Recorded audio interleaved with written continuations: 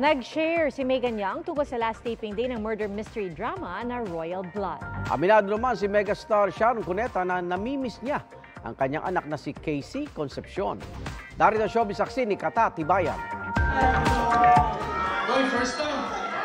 Tila walang kumas pa rin ang chemistry ni Gabby Concepcion at Sharon Cuneta na magsama sa Dear Heart concert next month. It will have a story, it will have memorable moments. If you know us very well, you will recall your teenage years and the movies that we made that made you love us. We both have our lives, separate lives, and we have our families. But now the fans are still waiting. They want to watch something.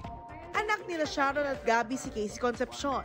Pero usap-usapan ng tila nanlalamig na relasyon ng mag-ina at pag-unfollow ni Casey sa Instagram account ng stepdad na si Kiko Pangilinan at kapatid na si Frankie. Sa media conference, hindi nagsalita si megastar sa punot dulo ng kanilang di pagkakaunawaan. Pero nami-miss daw niya si Casey.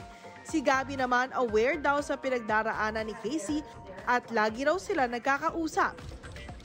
Trending at bentang-benta ang ilang TikTok post ni Kapuso Drama King Dennis Trillo.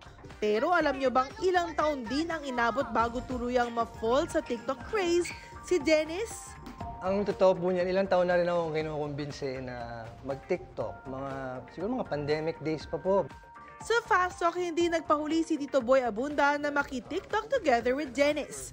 Napag-usapan din ang pagsasama nila ng misis na si Jenlyn Mercado. First showbiz crush. Jenilyn Mercado. Kwento ni Dennis, noon palang alam niya nang si Jenlyn ang the one. Bago pa sila ikasal, asawa ang tawagan nila.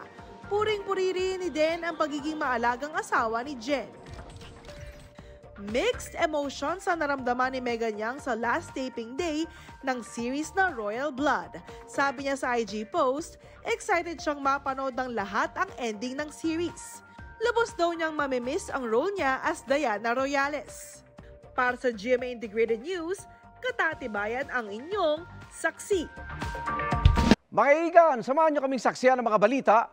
Mag-subscribe sa GMA Integrated News sa YouTube. Para sa mga kapuso abroad, samahan niyo kami sa GMA Pinoy TV at sa www.gmanews.tv.